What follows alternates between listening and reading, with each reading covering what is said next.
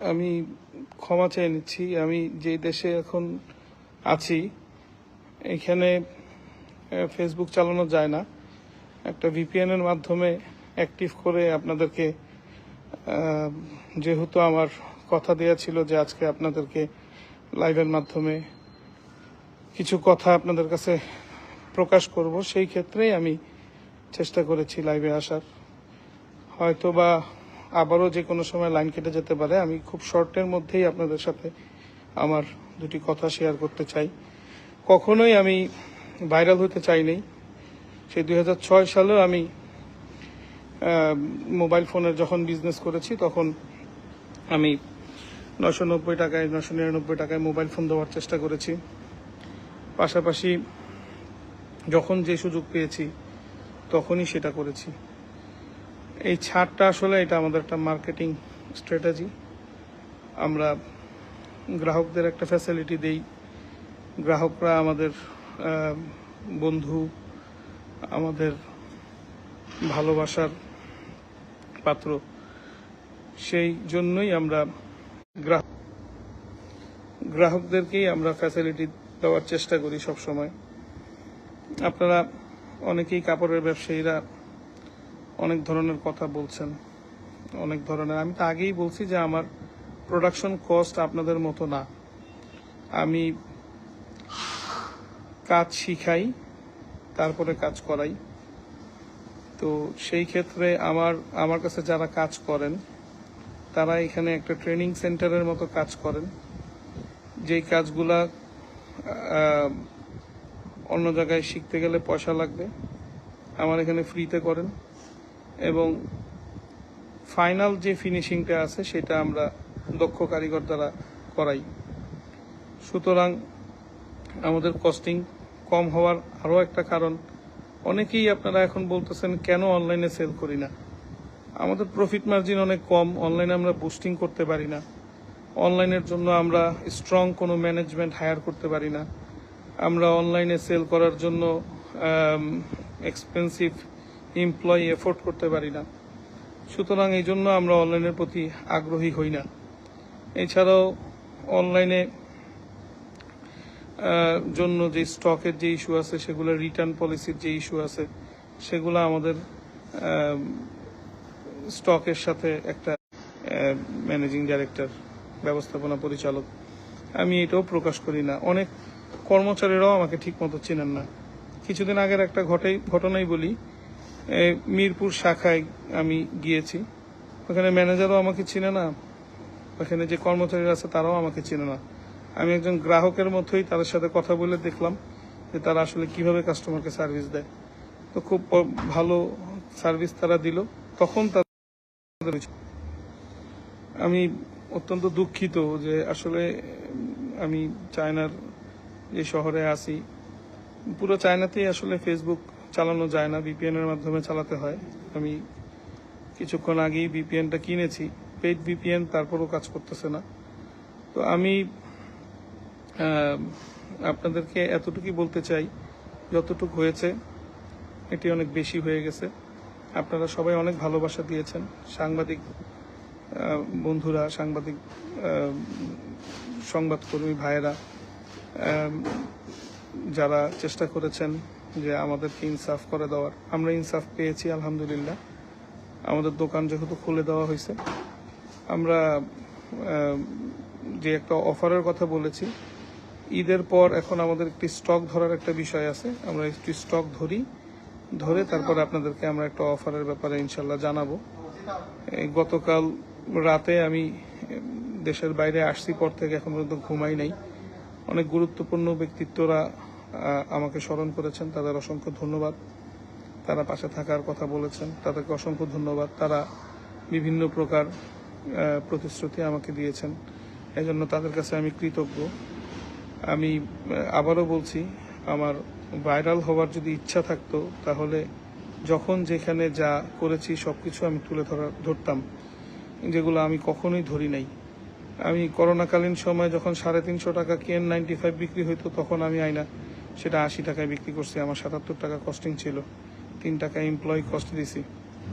তখন কিন্তু আমি কারো বিরুদ্ধে বলি নাই, আমি সব সময় চেষ্টা করছি যে আমি যেটা আমার কাছে মনে হয় যে এটা বলা আমার প্রয়োজন, আমার ইমানি দায়িত্ব, সেটাই আমি বলেছি। আমি কোনো রাজনীতির সাথে জড়িত নাই। আল্লাহর ওয়াস্তে আমাকে রাজনৈতিক হাতিয়ার হিসেবে কেউ ব্যবহার করেন না। আমি খুব সাধারণ একজন মানুষ। আমি এই আজকে 24-25 বছর যাবৎ কষ্ট করে যাচ্ছি। এই একটার পর একটা প্রতিষ্ঠান বন্ধ হয়ে গেছে, আবার জিরো থেকে আবার শুরু করছি। আমার এর আগেও বললাম যে ঢাকা ফোনটা হঠাৎ করে বন্ধ হয়ে গেছে, 2 পয়সারও মূল্য নাই সেই টেলিফোন সেটের। আমি কোনো প্রতিকার পাইনি, আমি কারো কাছে বলতে পারি নাই। পর্যায়ক্রমে এরকম সিটি সেলটাও বন্ধ হয়ে গেছে, 4000 টাকার মোবাইল ফোন 10 টাকায় বিক্রি করছি। এটা তো শুধু আমি একার না, এই সিটি সেল বিক্রি করছে এরকম হাজারো লাখো মানুষ আছে, তাদের সবারই এই সমস্যা হয়েছে। তো আমি অল্টারনেট আরেকটা ওয়ে বাইর করছি, আল্লাহ পাকের রহমত ছিল, আল্লাহ পাকের অশেষ কৃপা ছিল। সেই ক্ষেত্রে আমি সেগুলো করতে করতে আসছি। আমি এখন আপনাদের মাধ্যমে জানাইতে চাইছি এইটাই যে যদি আমার পাঞ্জাবি বিক্রি করতে গিয়ে যদি কারোর সাথে আমার ঝগড়ার সৃষ্টি হয়, ঝগড়া করতে হয়, তাহলে এই পাঞ্জাবির ব্যবসা লাগলে আমি করলাম না। আমার সেলস এই বছর অনেক ডাউন ছিল, আমার না, ওভারঅল সবারই ডাউন ছিল। কেউ যদি বলে অনেক ভালো, তাহলে তার উপর আল্লাহর রহমত ছিল, বা হয়তো তার বিজনেস পলিসি অন্যরকম ছিল। আমাদের এইবার সেলস একটা সময় পর্যন্ত অনেক কম ছিল। আমার স্টাফরা বলছে 10 রোজা পার হলেই সেল আসবে, সেল আসে নাই। তারপরে তারপরে আমার কাছে আমার সেলস টিম বলছে যে 10 তারিখটা পার হলেই সবার হাতে স্যালারি আসবে, আসলেই সেল আসবে। তারপরেও হয় নাই। 12 তারিখের পর থেকে আমাদের সেলস আল্লাহর রহমতে হয়েছে। আমরা গত বছরও চাঁদ রাতের দিন 99 টাকায় পাঞ্জাবি দিছি। এখন কেন দিছি, কিভাবে দিছি, এই জিনিসগুলা যদি আপনারা এত যাচাই বাছাই করে আমাকে কালার করতে চান, তাহলে আমি আর দিব না। আমার পক্ষে এমন কোনো কাজ করা সম্ভব না যে কাজ করার মাধ্যমে আমি আমার মরহুম বাবার স্মৃতি ধরে রাখার জন্য এই প্রতিষ্ঠানটা আমি চালু করছি। যে আমার বাবার ইচ্ছা ছিল যে আমরা 2 ভাই এই ব্যবসার সাথে জড়িত হই, কিন্তু আমার বাবার এই স্মৃতিটা ধরে রাখতে গিয়া আমি আমার চরিত্রে দাগ লাগাইতে চাই না, এবং আমার বাবার নামের মধ্যেও কোনো খারাপ কথা আসবে এটাও আমি চাই না। রাজনৈতিক কোনো কিছুর মধ্যে আমাকে ইনভলভ আল্লাহর ওয়াস্তে করবেন না আপনারা। আপনাদের কাছে আমি ক্ষমা চাই। আর যারা আমাকে ভালোবাসা দিয়েছেন, আপনাদের কাছে আমি চিরদিন কৃতজ্ঞ থাকব। এতটুক ভালোবাসা পাওয়ার যোগ্যতা যে আমি রাখি, এটা আমার কল্পনাতেও ছিল না। আমি তারপর আপনাদের কাছ থেকে ভালোবাসা পাইছি। আমার সারা জীবন এটা নিয়ে এতটুকুই আমার জন্য যথেষ্ট। আমি আমার যে সকল কাজ আমি করছি সম্পূর্ণ আল্লাহকে রাজি খুশি করার জন্যই করছি। আমি কখনোই খুব বিলাসিতার জীবন যাপন করি নাই। এক স্যান্ডেল দিয়ে 2 বছর 3 বছর পার করে দিই আমি। আমার পরিবারকেও আমি স্বল্পতার মধ্যেই রাখার চেষ্টা করি। যারা দেখেন যতটুক প্রয়োজন, যতটুক ইসলামে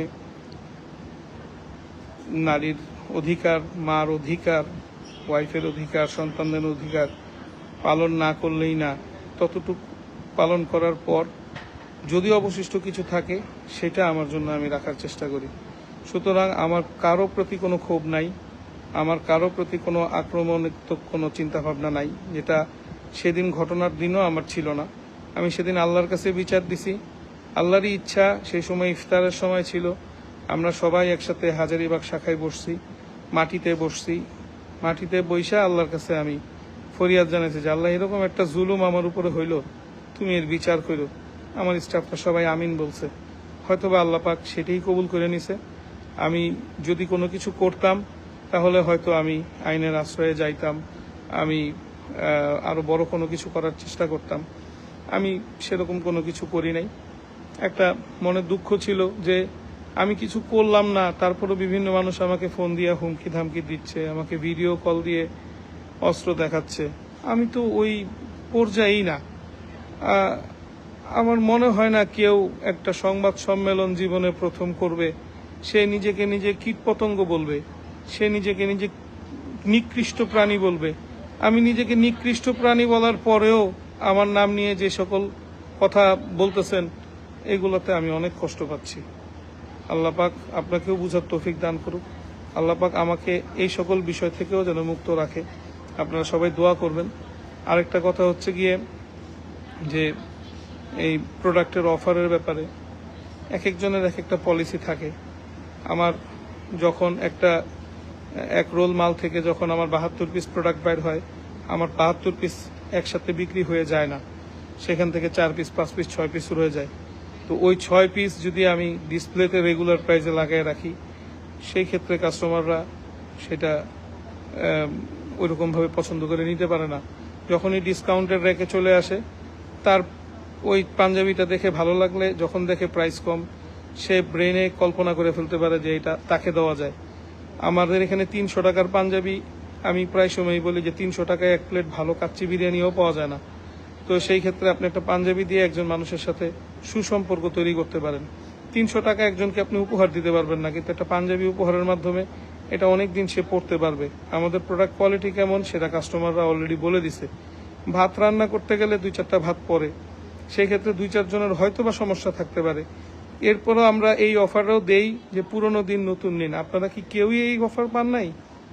আপনারা কি পুরনো পাঞ্জাবি দিয়ে নবীন পাঞ্জাবি, 2টা পাঞ্জাবি দিয়ে একটা পাঞ্জাবি ফ্রি পান নাই? আমরা কি এরকম অফার দেই নাই? আমরা কি পায়জামাতে প্রবলেম হয়েছে সেটা ওপেন আমরা ঘোষণা দিই নাই? তো আমরা সম্পূর্ণ ইসলামিক শরিয়া মোতাবেক এই ব্যবসাটা চালাতে চাচ্ছি, যে ব্যবসাটা শুধু 2028 সাল পর্যন্ত না, এই ব্যবসাটা এমনভাবে করতে যাচ্ছি যে 200-400 বছর যেন আমি না থাকলেও 200-400 বছর যেন এই ব্যবসাটা পরিচালনা হয়। সেই জন্যই আমি আমার মধ্যে মালিকানা কোনো ভাব রাখি নাই। আপনারা অনেকেই অনেক কিছু জানেন, অনেকেই অনেক কিছু জানেন না। গতকাল রাতে এই ঘটনার পরে সকালবেলাও কিন্তু একটা ঘটনা ঘটছে, কিন্তু আমি ব্যাপারটা বাড়াইতে চাই নাই। আমার একটা ফ্যাক্টরি বন্ধ করে দিচ্ছে কিছু লোকজন এসে। আমি ব্যাপারটা বাড়াইতে চাইনি, আমি এখনো বাড়াইতে চাই না। আমি আল্লাহর ওয়াস্তে আপনাদের কাছে মাফ চাই। আপনারা সবাই এখন একটু চুপ থাকেন। অনেক সাপোর্ট করছেন আমাকে। আমি কিয়ামতের দিন আপনাদের জন্য আল্লাহর দরবারে দাঁড়ায় সাক্ষ্য দিব যে আমি মজলুম ছিলাম, আমার জন্য এই সকল ব্যক্তি আমার পাশে দাঁড়াইছে। আলহামদুলিল্লাহ, আল্লাহ তুমি তাদের সকলকে ক্ষমা করে দাও। আমি একজন সাধারণ মানুষ, একজন সাধারণ ব্যক্তি হিসাবে আমার যতটুকু করণীয় আমি করে যাচ্ছি। আমার অবস্থান থেকে আমি তরমুজের এই সিন্ডিকেট হয়েছে, আমি সেই তরমুজের সিন্ডিকেট কিভাবে ভাঙা যায় সেই চিন্তা ভাবনা করছি। করোনাকালীন সময়ে যা উপহার দিতে পারছি দিছি। সবসময় আমি একটা কথা বলছি যে আমার পক্ষ দিয়ে হয় না, আমি জাস্ট একটা উসিলা, আল্লাহ পাক করায়। তো আল্লাহ পাক কিভাবে করায় এটা আল্লাহ পাক ভালো জানেন। এটা কিভাবে হয়ে যায় এটা আমার পক্ষে তো সম্ভব না, এটা আল্লাহ পাকের পক্ষ থেকে হয়। আপনারা যাচাই বাছাই করে দেখতে পারেন, আমার খুব সসম্পত্তিও নাই। আমি যা কামাই সেগুলো আমি মানুষের পিছনেই ব্যয় করি। আমি এখন বেয়াদবি হবে এই জন্য, নাহলে আমি এখন আমার পরার জুতাটা পর্যন্ত আপনাদেরকে দেখাই দিতাম। এইবার যে সেলাই করে, যেই জুতা সেলাই করা লোক, সে আমার এই ড্রাইভারে বলে দিছে যে বসরে বলে দিয়ে এটা লাস্ট, এরপর আর সেলানোর মতন এটাতে সেই শক্তিটা নাই। তো এত সাধারণভাবে জীবনযাপন করার পর যানবাহন রাখা সুন্নত, আল্লাহ রাসূলের সুন্নতের মধ্যে একটি সুন্নত হচ্ছে যদি কারো কোনো ক্ষমতা থাকে সেই ক্ষেত্রে একটা যানবাহন রাখো। তো সেই ক্ষেত্রে আমার একটা যানবাহন আছে। এর বাইরে আমার কোথায় কি আছে না আছে আপনারা সব কিছু খুঁজলে পাওয়া যাবেন। ডিজিটাল বাংলাদেশ, এখন ডিজিটাল সবকিছু পাওয়া যাবেন। শুধু না আমারে নিয়ে এত বড় বড় ব্যক্তিত্ব আলোচনা করে আমাকে বিপদে ফেলায়েন না প্লিজ। আমি চাই না, আমি এইরকম ব্যক্তিত্ব আমি চাই না। আমি এরকম ব্যক্তিত্ব চাই না। একটা মানুষের অ্যাভারেজ জীবন 60 থেকে 70 বছর হয়, তার মধ্যে অলরেডি 60% আমার শেষ, 70% শেষ। আমি মৃত্যুকে বিশ্বাস করি, যে কোনো সময় আল্লাহ পাক মৃত্যু দিবেন। আমি কারো উপকার করতে না পারলে আমি সরাসরি বলে দিই আই এম সরি, আমার পক্ষে সম্ভব হচ্ছে না, আমি পারতেছি না। কিন্তু আমি কারো অপকারের কারণ হব সেরকম আমি করতে চাই না। আপনারা যদি কেউ অনলাইনে বিজনেস করতে চান, আমাদের ওই রকম ক্যাপাসিটি নাই, ওই রকম ডেলিভারি চ্যানেল নাই, আর আমরা অনলাইনকে অনেক ভয় পাই। ইভ্যালিতে আমরা অনেক বড় একটা ধরা খাইছি, যে ধরা খাওয়ার পর থেকে মানসিকভাবে শারীরিকভাবে আমিও খুব দুর্বল। এই জন্য আমি এই অনলাইনের ব্যবসার মধ্যে আমি খুব একটা ফোকাস দিতে পারি না। যদি আপনাদের মধ্যে এরকম কেউ থাকেন যে আপনাদের অনলাইনে সেল করতে পারবেন, তাইলে করতে পারেন। আমাদের এখান থেকে যদি আপনারা বাকিতে মালামাল নিয়ে বিজনেস করে স্বাবলম্বী হতে পারেন, আমরা একটা নির্দিষ্ট অ্যামাউন্ট পরিমাণ বাকি দেই, সেই ক্ষেত্রে আপনারা সেটা নিয়ে করতে পারেন। কেউ ডিলারশিপের মতো নিয়ে যদি আপনারা ওইখানে শোরুম করতে পারেন, শোরুম আপনার, পণ্য আমার, সেই ক্ষেত্রে আমাদের কোম্পানির সাথে আপনার একটা পার্টনারশিপ ডিড হতে পারে, সেটা করতে পারেন। কারণ অনেকেই এরকম মেসেজ দিচ্ছেন, সেজন্য বলতেছি। আর প্রিন্সের মালিক জনাব মাইকেল সাহেব, ওনার সাথে আমার ব্যক্তিগত কোনো খারাপ সম্পর্ক নাই, বরং ওনার সাথে আমার সামনাসামনি দেখা সাক্ষাৎও নাই। আমি 15-16 রোজার দিন ওনাকে দেখে সালাম দিছি, সেদিন আমি গেছিলাম সেখানে, সে আমার সালামের উত্তর নিছে। তা এতটুকু পর্যন্তই আমার সাথে তার সম্পর্ক। সেদিন হয়তোবা সে অন্য কোনো মাইন্ডে ছিল, সেজন্য এরকম একটা পরিস্থিতি তৈরি হয়ে গেছিল। আমি আমার পক্ষ থেকে আমার মনে কিছু রাখি নাই, আপনারাও সকলে ক্ষমা করে দেন। ক্ষমা মহৎ কাজ, আপনারা ক্ষমা করে দেন। আর আমি তো আমি মনে কিছু রাখিই নাই, আমি যদি রাখতাম তাহলে সেই সময় আমি সেখানে যাইতাম। ব্যাপারটা এইখানেই শেষ করেন। যদি এখানে শেষ না করেন তাহলে আমার আবার শুরু করতে হবে। আমি তো ব্যবসা বাণিজ্য করে খাই, আমার অনেকগুলো স্টাফ, এগুলোর বেতন টেতনের থেকে শুরু করে, আমার দোকানপাটের ভাড়া থেকে শুরু করে সব কিছু নিয়ে আমার একটা মানসিক যন্ত্রণা থাকে, মানসিক চিন্তা থাকে। আমি এইদিকেই ফোকাস করতে চাই। আপনারা দয়া করে এই বিষয়টা নিয়ে আর কেউই কোনো শেয়ার, কেউই কোনো পোস্ট আর দিয়েন না। এখানেই ব্যাপারটা স্টপ হয়ে যাক। আমাকে যারা হত্যার হুমকি দিছে, যারা আমাকে প্রতিনিয়ত করছে, হয়তো রাগের মাথায় দিছে, আমার তাদের প্রতিও আর কোনো ক্ষোভ নাই। আমি তাদের কাছেও ক্ষমা চাচ্ছি যদি আমার পক্ষ থেকে যদি তারা কোনো মনে কষ্ট পেয়ে থাকে, আমাকে যেন ক্ষমা সুন্দর দৃষ্টিতে দেখে। কিন্তু আত্মসম্মান বোধ বলে আমার কিন্তু একটা বিষয় আছে। আমি কিন্তু খুব আত্মসম্মান নিয়ে চলি। আমি অনেক বেশি টাকার মালিক না হইতে পারলেও আল্লাহ পাক আমাকে অনেক সম্মান দিয়েছেন, যে সম্মানের বহিঃপ্রকাশ এই অনলাইন প্ল্যাটফর্মে পাওয়া গেছে, এই সোশ্যাল মিডিয়ায় পাওয়া গেছে। এটাতে আমাকে মানসিকভাবে শক্তিশালী করে তুলছে। সুতরাং আমাকে যদি এই বিষয়টা নিয়ে যদি আমাকে আর কোনো প্রকার মিথ্যার আশ্রয় নিয়ে, বিভিন্ন প্রকার কথাবার্তা নিয়ে আমাকে যদি ডিস্টার্ব করা হয়, তাহলে আমার পক্ষে কিন্তু চুপ থাকা সম্ভব হবে না। আমি প্রতিবাদী সন্তান, আমার বাবার আমি প্রতিবাদী সন্তান, আমার মার আমি প্রতিবাদী সন্তান। তো সেই ক্ষেত্রে আমি প্রতিবাদ করব, এবং এটা আমার দায়িত্ব, কর্তব্য, এটা আমার জন্য দায়মি ফরজ। আমি আবারও সকলের কাছে ক্ষমা চাচ্ছি। সরকারের প্রতি আমার কোনো আক্ষেপ নাই। আমাদের মাননীয় প্রধানমন্ত্রী জনাব তারেক রহমান সাহেবের বিষয়ে কথা প্রসঙ্গে আসছে, ওনার নামটা অন্য পক্ষের লোক বলছে, যেটা আমি আপনাদের সামনে ভুলবশত উল্লেখ করে ফেলেছি। সুতরাং আমি তার কাছে ক্ষমা চাচ্ছি। আমাদের স্বরাষ্ট্র মন্ত্রণালয়ের মাননীয় মন্ত্রী মহোদয়, তার কাছে আমি একটা অনুরোধ রেখেছি যে এইরকম আক্রমণাত্মক পরিবেশে এই পুলিশ অফিসার, সেখানে হয়তো সেটা বলার সময় হয়তো সব পুলিশ অফিসারের ব্যাপারে আসছে, এই পুলিশ অফিসারটা এত আক্রমণাত্মক কেন হয়ে গেল, এই বিষয়টা একটু দেখার জন্য বলছি, যে তাকে একটু টেস্ট করান বা এই করান। এগুলো সমস্ত বিষয়ে আমার হয়তো স্লিপ অফ টাং হয়ে গেছে, আমি ক্ষমা চাচ্ছি। আমাকে আল্লাহর রাস্তায় আপনারা মাফ করে দেবেন। আমি 4টা ডাল ভাত খেয়ে আমার প্রায় 600 স্টাফ, তাদেরকে নিয়ে আমি বাকি জীবন চলতে চাই। আপনাদের কারো যদি আমার পণ্য পছন্দ হয়, দয়া করে আপনারা কিনবেন। যদি পছন্দ না হয়, দয়া করে আপনারা কিনবেন না। কিন্তু এই পণ্য সামগ্রী নিয়ে বিভিন্ন ধরনের যে আলোচনা সমালোচনা চলতেছে, এই বিষয়গুলো যদি সরকার চায় আমার কাছ থেকে কস্টিং নিতে, এবং সরকার যদি প্রতিজ্ঞাবদ্ধ থাকে যে আমার পলিসিটা তারা কারো কাছে বিক্রি করবে না, শেয়ার করবে না, এবং আমার এই পলিসিটা তারা এই ফ্ল্যাশ করবে না, কারণ এটা তো একটা বিজনেস সিক্রেট। এই বিজনেস সিক্রেটটা আমি তো আমার ভাইয়ের সাথেও শেয়ার করি না, আমার বিয়ে করা বউয়ের কাছেও শেয়ার করি না। সুতরাং যদি সরকার চায়, যদি 10 জনের ভালো হয়, সেই ক্ষেত্রে আমি আমার বিজনেস সিক্রেটটাও শেয়ার করব। কয় গজ কাপড়ে পাঞ্জাবি হয়, কয় টাকা খরচে পাঞ্জাবি বানাই, স্টাফদের খরচ কত দেই, সব খাতে লিপিবদ্ধ আছে। সেই সকল কিছু মিলে আমি আপনাদেরকে হিসাব দিয়ে দিতে পারবো। আমার স্বর্ণের গাছ নাই, আমার টাকার গাছও নাই, আমার বাবা খুব ধনী ব্যক্তিও না যে আমি সেখান থেকে ব্যাকআপ দিয়ে দেই। আর আমি হারাম কামাই করি না।